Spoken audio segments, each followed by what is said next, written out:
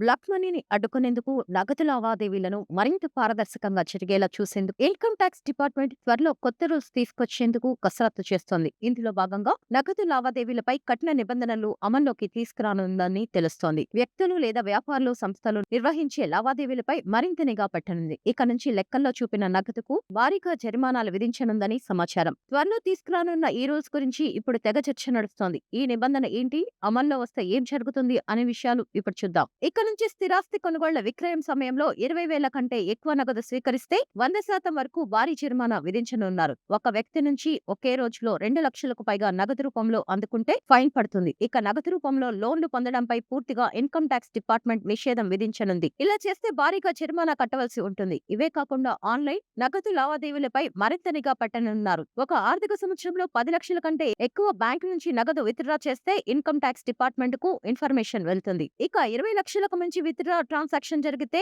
TDS చెల్లించాల్సి ఉంటుంది. ఇదే కాకుండా తరచుగా మీ అకౌంట్ల నుంచి పెద్ద మొత్తంలో విత్డ్రా ట్రాన్సాక్షన్స్ జరిగితే ఆదాయపు పన్ను శాఖ నిఘాలోకి మీరు ఆటోమేటిక్ గా వెళ్తారు. మీ మీద ఇన్కమ్ ట్యాక్స్ రైట్స్ జరగవచ్చు. ఈ రోజు నుంచి మీరు రక్షణ పొందాలంటే నగదు రూపంలో డబ్బులు స్వీకరించేటప్పుడు రసీదు పొందండి. అలాగే బ్యాంకు ద్వారా ట్రాన్సాక్షన్ చేయడం మంచిది. త్వరలోనే ఈ రూల్స్ అమలు చేసే అవకాశం ఉందని తెలుస్తోంది. బ్లాక్ మనీని నగదు రూపంలో కొంతమంది ట్రాన్స్ఫర్ చేసుకుంటున్నారు. ఇలాంటి వాటికి అడ్డుకట్ట వేసేందుకు ఈ కఠిన చర్యలు ఉపయోగపడతాయనే చర్చ జరుగుతోంది. ప్రస్తుతం ఈ రూల్స్ బిజినెస్ వర్గాల్లో చర్చనీయాంశంగా మారాయి. ఇక అమల్లోకి వచ్చాక ఎలాంటి పరిస్థితి ఉంటుందనేది చూడాలి.